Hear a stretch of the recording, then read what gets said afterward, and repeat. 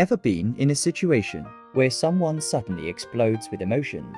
Or maybe you found yourself Caught in anger or anxiety, completely losing control? Stoic philosophy teaches us to control our emotions through reason. But what if I told you that losing control isn't always about willpower? Sometimes it's just the way our brains are wired. Let's take a look at the real mastermind Behind emotions, the brain itself. Meet the prefrontal cortex, your brain's CEO, It handles rational thinking, decision making, and impulse control. basically, it stops you from texting your ex at M. And then there's the amygdala. Your brain's emergency response team. It processes fear, stress, and emotional outbursts. It's the part that makes you run when you see a tiger, instead of stopping to update your life insurance policy first. Ideally, these two should work together. Your rational brain prefrontal cortex, keeping the emotional brain amygdala in check. But sometimes, Things don't go as planned. when your prefrontal cortex isn't functioning well, due to stress, exhaustion,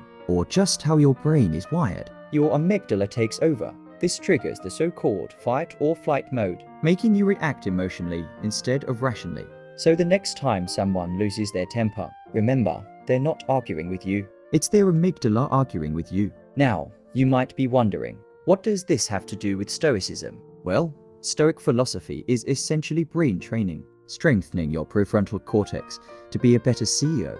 Through consistent practice, whether it's mindfulness, philosophy, or reflection, your rational brain can learn to override impulsive reactions. And if someone else is losing control, Try to remind yourself, it's probably not personal. It's just their brain throwing a tantrum. we can't exactly open up someone's brain to check if their prefrontal cortex is working properly. Because, well, that would be illegal. But what we can do is choose patience. Understanding and rational responses. Next time you see someone breaking down, Instead of reacting, think, maybe they're not a bad person. maybe their brain just isn't helping them out today. So, does understanding the brain-emotion connection help you see things differently? Do you have a special trick to calm yourself down Remember, train your prefrontal cortex. and become the most rational version of yourself?